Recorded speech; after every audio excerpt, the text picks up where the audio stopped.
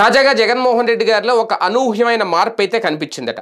ఏంటి ఆ అనూహ్యమైన మార్పు ఏంటంటే, రాష్ట్రంలో ఎస్సీ ఎస్టీ మైనారిటీ వర్గాలకు తామే అండగా ఉన్నాము, తామే కేర్ ఆఫ్ అనే పదే పదే చెప్పుకునే వైసీపీ అధినేత జగన్ తాజాగా ఆ విషయాన్ని పక్కన పెట్టేశారు అనేది కొంతమంది చెప్తున్నమాట. సాధారణంగా గత 5 సంవత్సరాల పరిపాలన పరిగణలో తీసుకుంటే జగన్ ఎక్కడ ఏం మాట్లాడినా నా ఎస్సీ, నా ఎస్టీ, నా మైనారిటీ అంటూ ఆయన ప్రసంగాలు దంచి కొట్టేవారు.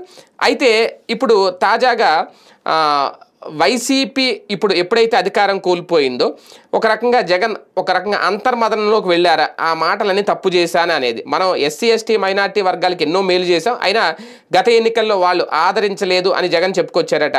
పార్టీ పిఏసీ సమావేశంలో ప్రభుత్వంపై నిప్పులు చెరుగుతూనే, పోలీసులను విమర్శిస్తూనే అంతర్గతంగా గత ఎన్నికల్లో జరిగిన పరిణామాలను జగన్ ప్రస్తావిస్తూ ఎస్సీ ఎస్టీ మైనారిటీ వర్గాలను మాత్రమే మనం నమ్ముకున్నాం, తద్వారా కొన్ని వర్గాలు దూరం అయ్యాయి, ఇక నుంచి అటువంటి విధానాన్ని పక్కన పెట్టి భవిష్యత్తు అంతా అందరినీ కలుపుకుపోయేలాగా ముందుకు సాగుదాం అని చెప్పి సూచించారట. ఒక రకంగా ఇది మంచి సూచనే. కానీ ఎందుకంటే కొన్ని వర్గాలకే పరిమితం కావడం అనేది, కొందరిని వెనకేసుకు రావడం అనేది ఏ రాజకీయ పార్టీకి కూడా మంచిది కాదు. అన్ని వర్గాలని సమానంగా చూస్తూ 1-2 సామాజిక వర్గాలను కొంత మేరకు హెల్ప్ చేసినా ఇబ్బంది ఉండదు.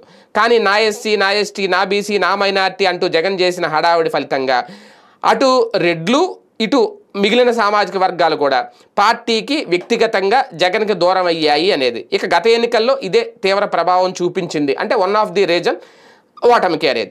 అందరూ కలిసి వచ్చి ఓట్లు వేస్తేనే ఎవరైనా అధికారంలోకి వస్తారు. అన్ని కులాలు కావాలి రాజకీయ పార్టీ అంటే. నాకు ఈ కులమే కావాలి అనుకుంటే మిగిలిన కులాలు వద్దా అని దాని అర్థం. సో ఈ విషయాన్ని నెమ్మదిగా గ్రహించారేమో జగన్ గారు, మారారు అనేది.